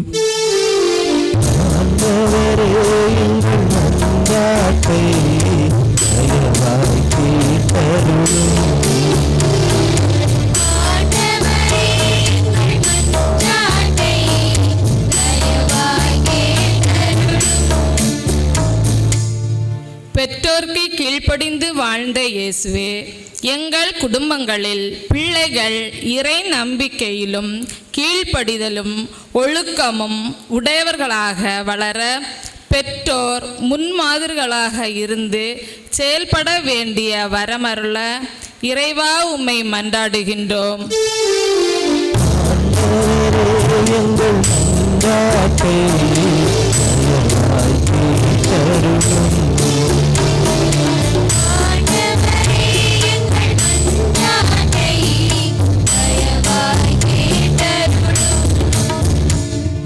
எங்கள் பங்கில் செயல்பட்டு வருகின்ற பங்கு பேரவை, அன்பியங்கள், இயக்கங்கள், பக்த சபைகள், பாடகர் குழு இவைகளில் உள்ள நிர்வாகிகள், வழிகாட்டிகள், உறுப்பினர்கள் அனைவரும் தங்கள் கடமைகளை உணர்ந்து செயல்பட வேண்டிய வரமருள இறைவா உம்மை மன்றாடுகிறோம்.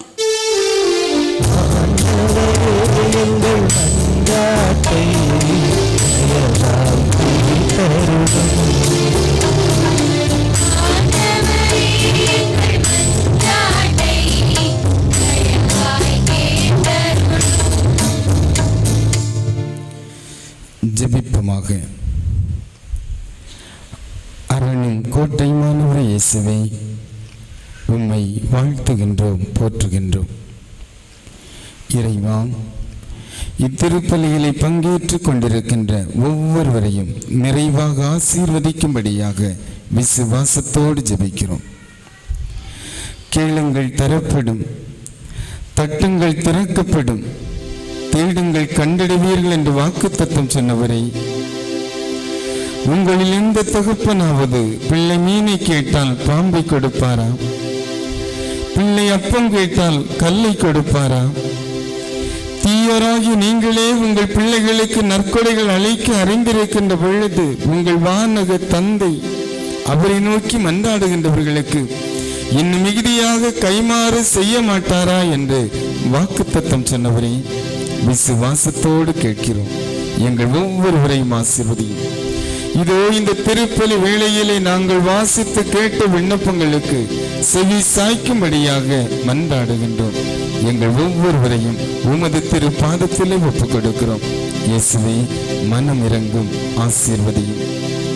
பெரும் சுமை சுமந்து சோர்ந்திருப்போரே, எல்லோரும் என்னிடம் வாருங்கள், நான் உங்களுக்கு இளைப்பாறுதல் தருவேன் என்று வாக்குத்தத்தம் சொன்னவரே இயேசுவே, இதோ இந்த ஆலயத்திலே அழுகையோடு நிற்கின்ற பிள்ளைகளை கண்ணோக்குவீராக.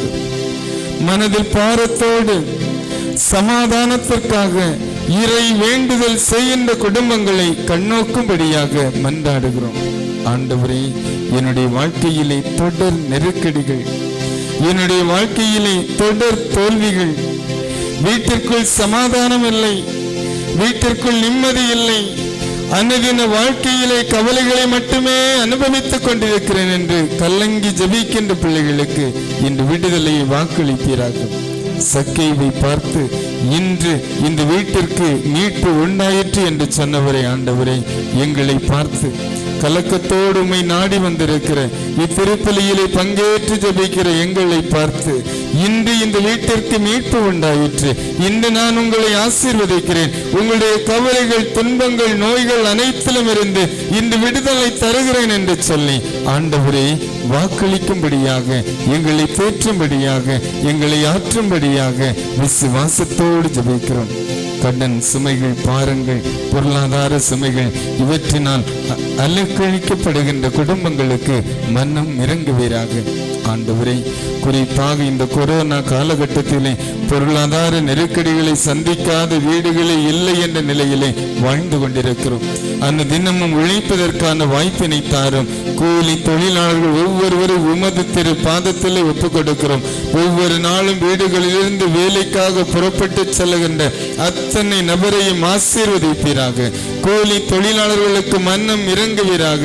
ஒவ்வொரு நாளும் உழைப்பதற்கான வாய்ப்பினை தரும்படியாக நம்பிக்கையோடு ஜெபிக்கிறோம். தனியார் துறைகளிலே வேலை பார்ப்பவர்கள், அரசு துறையிலே வேலை பார்ப்பவர்கள் எல்லாவரையும் ஒப்புக் கொடுக்கிறோம். ஆண்டவரே, எங்கள் பங்கு சமூகத்திலிருந்து வெளியூர்களிலே வெளிநாடுகளிலே வேலை பார்க்கின்ற ஒவ்வொருவரோடும் துணையாக வரும்படியாக மன்றாடுகிறோம். வெளியூர்களிலே வெளிநாடுகளிலே பாதுகாப்பை தரும்படியாக, வெளியூர்களிலே வெளிநாடுகளிலே அவருடைய உழைப்பை ஆசீர்வதிக்கும்படியாக, பாதுகாப்போடு வாழ, உடல் நலத்தோடு வாழ துணை புரியும்படியாக நம்பிக்கையோடு ஜெபிக்கிறோம். இயேசுவை, நோய் நொடி துன்பங்களை உமது திரு பாதத்திலே ஒப்புக் கொடுக்கிறோம். எங்கள் இறை சமூகத்திலே, பாகோடு பங்கு சமூகத்திலே யார் யாரெல்லாம் நோய் நொடியினால் வருத்தப்படுகிறார்களோ, தீராத நோய்களோடு போராடி கொண்டிருக்கின்றார்களோ, பொல்லாத நோய்களோடு கஷ்டப்பட்டு கொண்டிருக்கின்றார்களோ, அவர்கள் யாவரையும் தேற்றும்படியாக, அவர்கள் யாவரையும் சந்திக்கும்படியாக, குணப்படுத்தும்படியாக ஜெபிக்கிறோம். ஆண்டவரே, முதுமையின் நிமித்தமாக பல்வேறு நோய்களுக்கு ஆளாகி தவிக்கின்ற பெரியவர்கள் முதியவர்களை சந்திப்பீராக, படுக்கை நோயாளிகளை சந்திப்பீராக.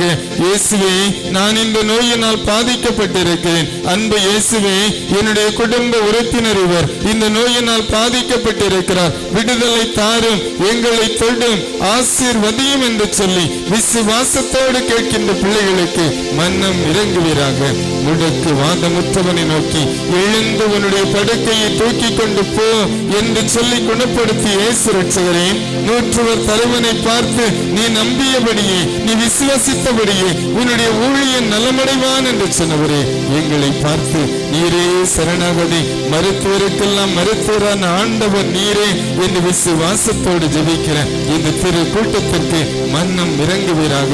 எல்லா நோயாளர்களையும் குணப்படுத்தும்படியாக ஜெபிக்கிறோம். ஆண்டவரை, வீடுகளிலே நடைபெற வேண்டிய நல்ல காரியங்களுக்காக ஜெபிக்கிறோம். பிள்ளைகளுடைய நல் வாழ்விற்காக ஜெபிக்கிறோம். பிள்ளைகளுடைய படிப்பிற்காக ஜெபிக்கிறோம். பிள்ளைகளுடைய வேலை வாய்ப்புகளுக்காக ஜெபிக்கிறோம். பிள்ளைகளுடைய வாழ்விலே கிடைக்க வேண்டிய திருமண நிகழ்வுகளுக்காக ஜெபிக்கிறோம். இயேசு ரட்சகரே, உள்ளங்களை ஊடுருவை காணுகின்றவரை, விசுவாசத்தோடு இத்திருப்பலியிலே பங்கேற்று ஜெபிக்கின்ற இந்த திரு சமூகத்தை இந்த நாளிலே ஆசீர்வதிப்பீராக. உம்மிடமிருந்து எல்லா அருள்கொடைகளையும், குறிப்பாக இந்த ஜெப வேளையிலே உள்ளத்திலே பதித்து கேட்கின்ற அந்த விண்ணப்பங்கள் யாவும் நிறைவேற பெற்றவர்களாக இல்லம் கடந்து செல்ல அருள் புரிவீராக. எங்கள் ஆண்டவரும் மீட்பெருமாகிய கிறிஸ்து வழியாக உம்மை மன்றாடுகின்றோம்.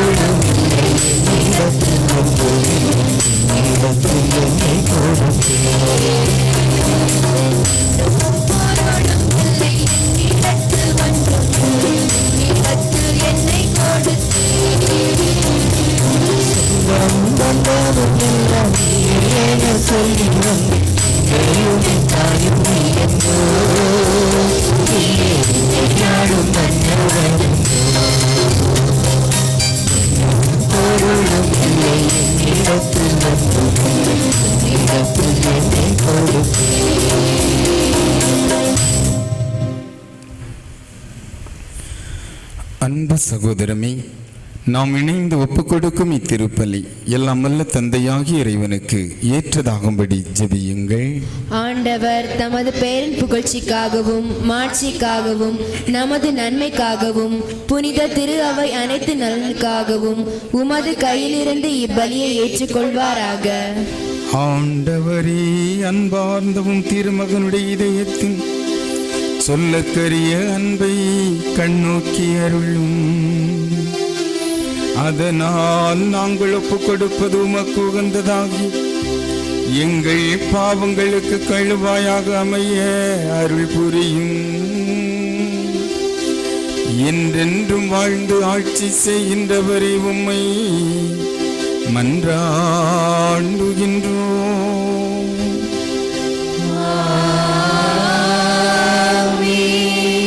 ஆண்டவர் உங்களோடு இருப்பாராக.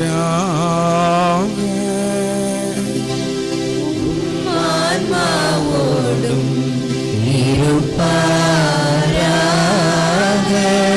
இதயங்களை மேலே எழுப்புங்கள். ஆண்டவரிடம் எழுப்பியுள்ளோம். நம் இறைவனாகிய ஆண்டவருக்கு நன்றி கூறுவோம். அது தகுதியும் நீதியும் ஆனதே. ஆண்டவரே, தூயவரான தந்தையே, என்றும் உள்ள எல்லாம் வல்ல இறைவா, எங்கள் ஆண்டவராகிய கிறிஸ்து வழியாக எந்நாளும் எவ்விடத்திலும் நாங்கள் உமக்கு நன்றி செலுத்துவது மெய்யாகவே தகுதியும் நீதியும் ஆகும். எங்கள் கடமையும் மீட்புக்குரிய செயலுமாகும். ஏனெனில் சிலுவையில் உயர்த்தப்பட்ட கிறிஸ்து வியப்புக்குரிய அன்பினால் தம்மையை எமக்காக கையளித்தார். குத்தி திறக்கப்பட்ட விழாவில் இருந்து இரத்தமும் தண்ணீரும் வழிந்தோட செய்தார். இதிலிருந்து திரு அவையின் அருள் அடையாளங்கள் எங்களுக்கு வெளிப்பட்டன. இவ்வாறு மீட்பரின் திறந்த இதயத்திடம் அனைவரும் ஈர்க்க பெறவும் மீட்பளிக்கும் ஊற்றுகளிலிருந்து மகிழ்ச்சியுடன் முகந்து கொள்ளவும் செய்தருளினார். ஆகவே வானதூதர் புனிதர் அனைவரோடு நாங்களும் சேர்ந்து உமது மாட்சிமையை பறைசாற்றி ஒரே குரலாய் பாடுவதாவது: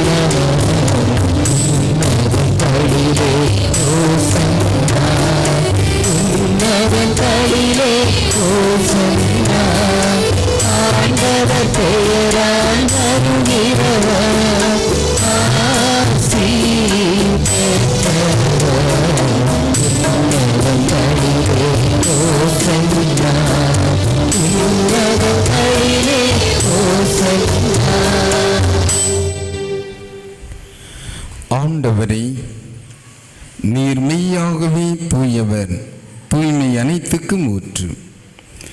ஆகவே உம்முடைய தூய ஆவியை பொழிந்து இக்காணிக்கைகளை தூய்மைப்படுத்த உம்மை வேண்டுகின்றோம்.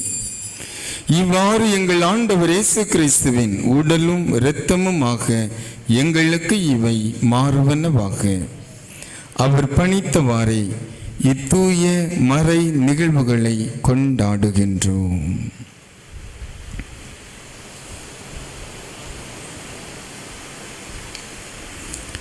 இயேசு பாடுபட உளம் கனிந்து தம்மை கையளித்த போது அப்பத்தை எடுத்து நன்றி செலுத்தி அதை பிட்டு தம் சீடர்களுக்கு அளித்து கூறியதாவது: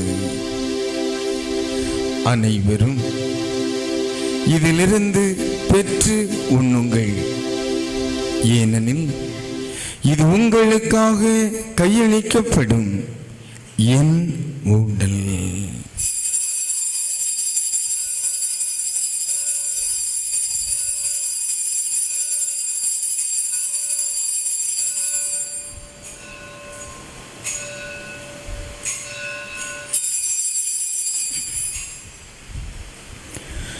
அவ்வண்ணமே இரவு விருந்தை அருந்திய பின் கிண்ணத்தையும் எடுத்து மீண்டும் உமக்கு நன்றி கூறி தம் சீடர்களுக்கு அழைத்து இயேசு கூறியதாவது: அனைவரும் இதிலிருந்து பெற்று பருகுங்கள், ஏனெனில் இது புதிய நிலையான உடன்படிக்கைக்குரிய என் இரத்தத்தின் கிண்ணம். இது பாவ மன்னிப்புக்கென்று உங்களுக்காகவும் பலருக்காகவும் சிந்தப்படும். இதை என் நினைவாக செய்யுங்கள்.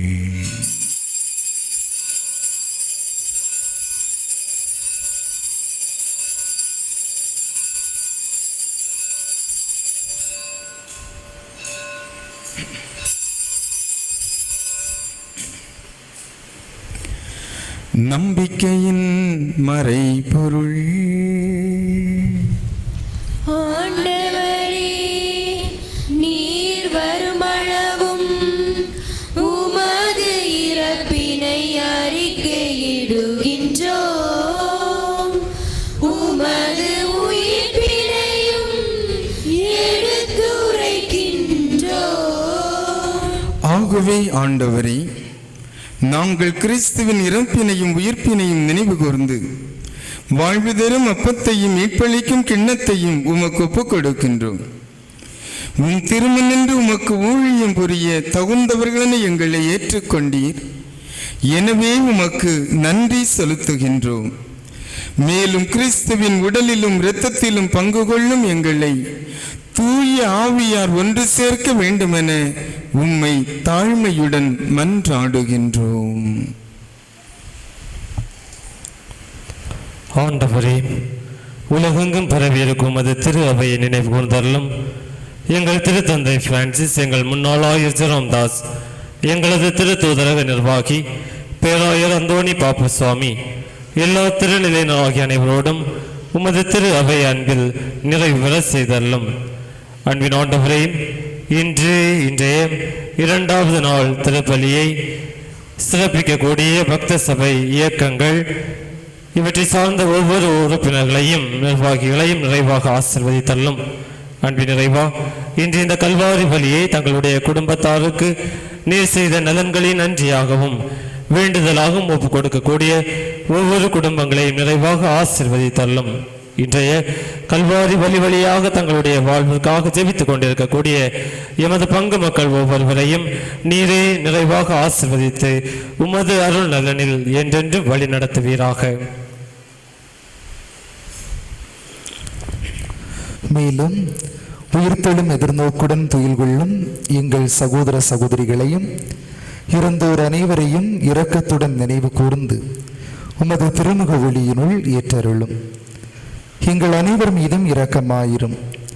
கடவுளின் கன்னி தாயான புனித மரியா, அவருடைய கணவரான புனித யோசேப்பு, புனித திருத்தூதர்கள், இவ்வுலகில் உமக்குகந்தவராயிருந்தோர் ஆகிய புனிதர் அனைவருடனும் நாங்கள் நிலைவாழ்வில் பங்கு கொள்ளும் தகுதி பெற்று உம் திருமகன் இயேசு கிறிஸ்து வழியாக உம்மை புகழ்ந்தேத்து மரமருள உம்மை மன்றாடுகின்றோம்.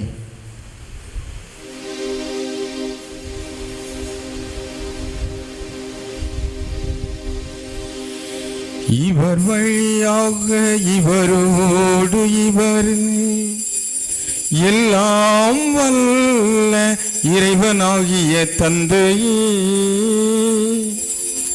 தூய ஆவியாரின் ஒன்றிப்பில் எல்லா புகழும் ஆட்சியும் என்றென்றும் உமக்கு உரியதே.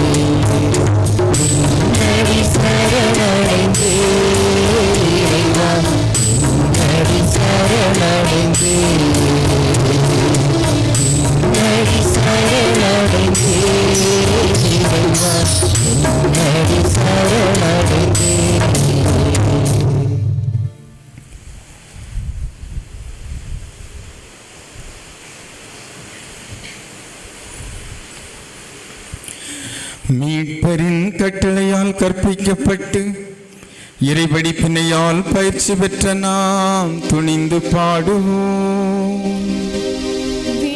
உலகில் இருக்கிற எங்கள் தந்தையே, உமது பெயர் தூயதென போற்ற பெறுக.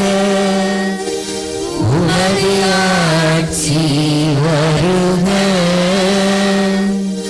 உமது திருவுள்ளம் விண்ணுலகில் நிறைவேறுவது போல மண்ணுலகிலும் நிறைவேறுக. எங்கள் அன்றாட உணவை இன்று எங்களுக்கு தாரும். எங்களுக்கு எதிராக குற்றம் செய்வோரை நாங்கள் மன்னிப்பது போல எங்கள் குற்றங்களை மன்னியும்.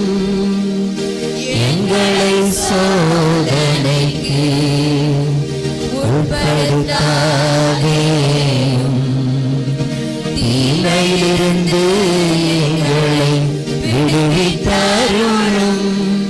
ஆண்டவரே, தீமை அனைத்திலும் இருந்து எங்களை விடுவித்து எங்கள் வாழ்நாளில் அமைதியை கனிவுடன் அருள உம்மை மன்றாடுகின்றோம். உமது இரக்கத்தின் உதவியால் நாங்கள் பாவத்திலிருந்து எப்போதும் விடுதலை பெற்று யாதொரு கலக்கமுமின்றி நலமாயிருப்போமாக. நாங்கள் எதிர்நோக்கி இருக்கும் பேரின்பத்துக்காகவும் மீட்பராகிய இயேசு கிறிஸ்துவின் வருகைக்காகவும் காத்திருக்கின்றோம். ஏனெனில் ஆட்சியும் வல்லமையும் மாட்சியும் என்றென்றும் உமதே. ஆண்டவரே இயேசு கிறிஸ்துவே, அமைதியை உங்களுக்கு விட்டுச் செல்கின்றேன், என் அமைதியை உங்களுக்கு அளிக்கின்றேன் என்று உம் திருத்தூதர்களுக்கு மொழிந்தீரே.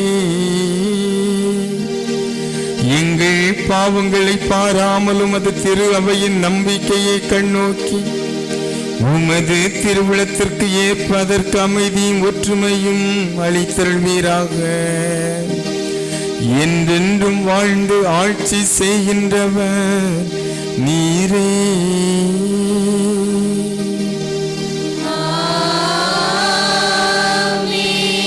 ஆண்டவருடைய அமைதி உங்களோடு என்றும் இருப்பதாக.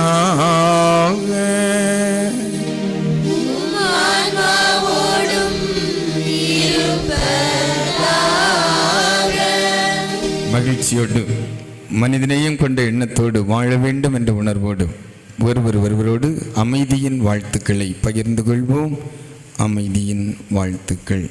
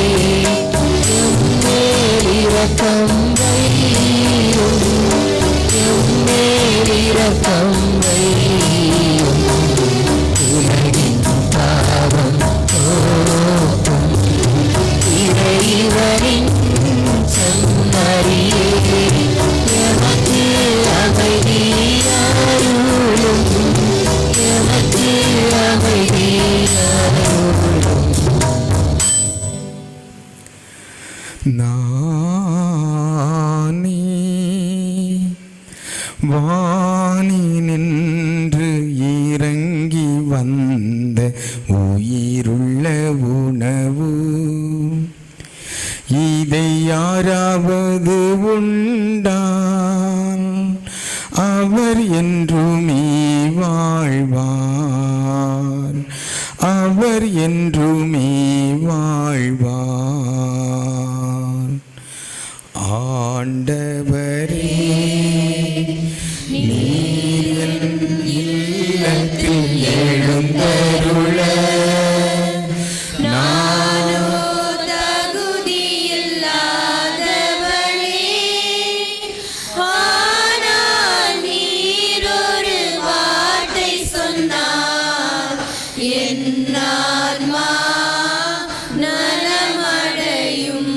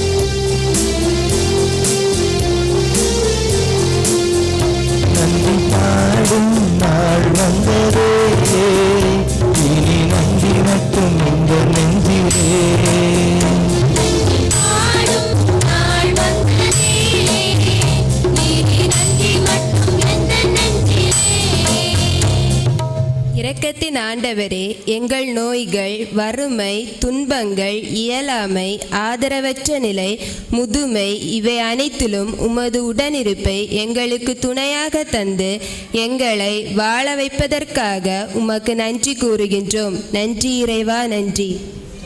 நன்றி பாடும் நாள் வந்ததே, நன்றி மட்டும் எந்த நெஞ்சிலே. நன்றி பாடும் நாள் வந்ததே, நன்றி மட்டும் எந்த நெஞ்சிலே. நன்மையே செய்யும் ஆண்டவரே, இவ்வுலகில் நாங்கள் மகிழ்ச்சியாக வாழவும் நற்பண்புகளோடு வளரவும் நல்ல பெற்றோரையும் வழிகாட்டிகளையும் இறை நம்பிக்கையில் வாழ ஆன்ம மேய்ப்பர்களை தந்து வழி நடத்தியதற்காக உமக்கு நன்றி கூறுகிறோம். நன்றி இறைவா, நன்றி. நன்றி பாடும் நாள் வந்ததே, நன்றி மட்டும் இந்த நெஞ்சிலே. நன்றி பாடும் நாள் வந்ததே, நன்றி மட்டும் எந்த நெஞ்சிலே. அன்பு இயேசுவே, நீ செய்த நன்மைகளை மறந்து உமக்கு எதிராக பாவம் செய்து பாவத்திலே வீழ்ந்து கிடக்கும் எங்களை மீட்க உமது திரு உடலையும் இரத்தத்தையும் உணவாகவும் பானமாகவும் தந்து எங்களை பாவத்திலிருந்து மீட்டதற்காக உமக்கு நன்றி கூறுகிறோம். நன்றி இறைவா, நன்றி. நன்றி பாடும் நாள் வந்ததே, நன்றி மட்டும் எந்த நெஞ்சிலே. நன்றி பாடும் நாள் வந்ததே, நன்றி மட்டும் எந்த நெஞ்சிலே. அன்பிற்குரியரை, மறையுரை துவங்குகின்ற பொழுது உங்களில் ஒருவர் உங்களுடைய மண்ணின் மைந்தர் சுனில் அருமையாக இங்கு நடக்கின்ற நிகழ்வுகளை சுட்டிக்காட்டி சிறப்பாக இருந்தது என்று பாராட்டினை கூறினார்கள். உங்களுடைய பங்கு தந்தை மிக சிறப்பாக நன்றியை வழங்குகின்ற பொழுது இங்கு நடைபெற்ற எல்லா நிகழ்வுகளையும் இரத்தின சுருக்கமாக எடுத்துச் சொல்லி சிறப்பான பாராட்டுக்களை தெரிவித்திருக்கிறார்கள். உங்களுக்கும் இந்த 2 அருள் தந்தையர்களுக்கும் சிறப்பான பாராட்டுக்களை, வாழ்த்துக்களை நானும் தெரிவித்துக் கொள்கின்றேன். எல்லோராலும் அன்பு செய்யப்படுகின்ற பணி வாழ்விற்காக தன்னை முழுமையாக அர்ப்பணித்திருக்கின்ற குருவானவராக உங்கள் பங்கு மகன் சுனில் வளர்ந்து வருகின்றார். சிறப்பான பாராட்டுக்களை, வாழ்த்துக்களை தெரிவித்துக் கொள்கின்றேன்.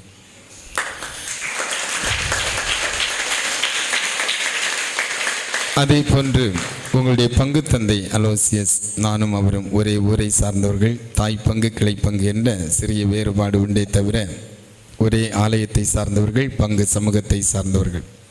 துடிப்பு மிக்க இளைஞர், நன்றாக செய்ய வேண்டும் என்ற ஆவல் கொண்டவர்.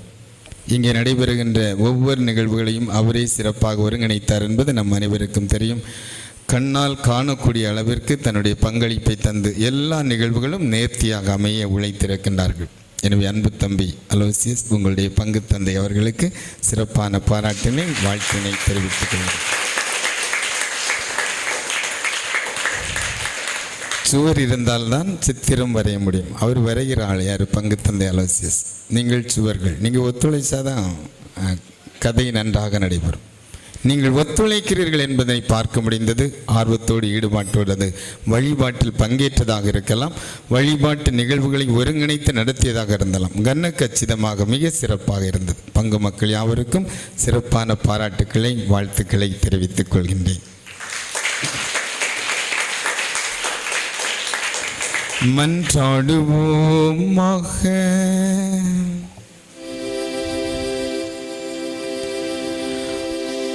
ஆண்டவரே, சாக வரும் தரும் உணவை நாங்கள் உட்கொண்டிருக்கின்றோம். இந்த அன்பின் அருளடையாளும் எங்களை புனித அன்பு தீயால் பற்றி எறிய செய்வதாக. இதனால் நாங்கள் அன்பிலே வளர்ந்து கிறிஸ்துவின் அன்பை உள்வாங்கி அனைவருக்கும் அன்பை தருபவர்களாக வாழ வரம் தாரும். என்றென்றும் வாழ்ந்து ஆட்சி செய்கின்றவரே, உம்மை மன்றாடுகின்றோம்.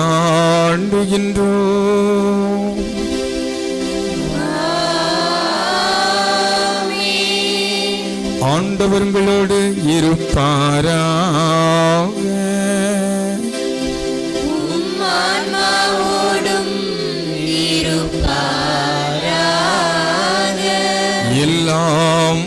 இறைவன் தந்தை மகன் தூயாவியார் உங்களுக்கு நிறைய ஆசீர் வழங்குவாராக.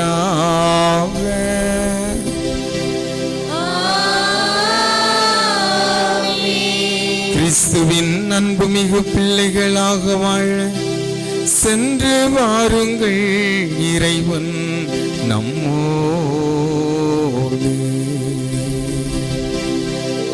இறைவனுக்கு நன்றி.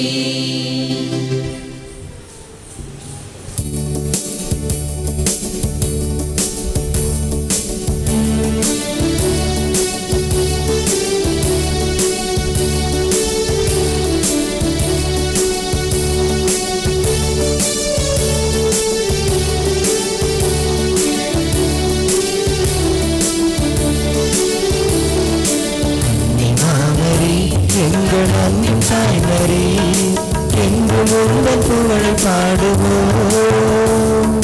தேடும் ஆண்டரை ஏற்றி காத்திடும் இந்த நல்வரங்கள் இன்று தேடினோம்.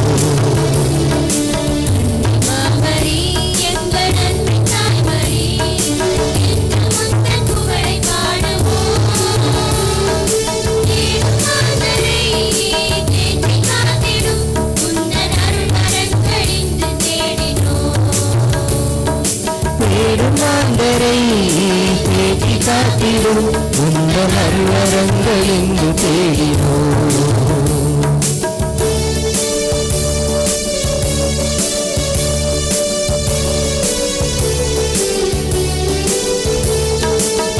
நிறைந்த உதவிகளை பெற்று தந்த நீர் எங்கள் வாழ்வில் உடனிருந்து காத்து வருகின்றார்.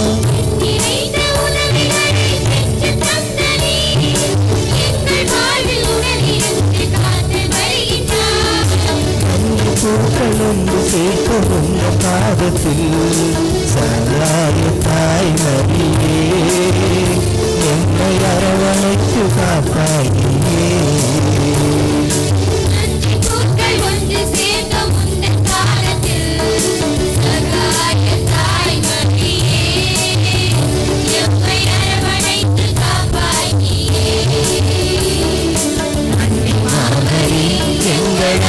தாய்மரி என்று உங்கள் புகழை பாடுவோம். தேடும் ஆண்டரை தேற்றி காத்திடும் உந்த நல்வரங்கள் இங்கு தேடினோம். தேடும் ஆண்டரை தேற்றி காத்திடும் உந்த நல்வரங்கள் இங்கு தேடினோம்.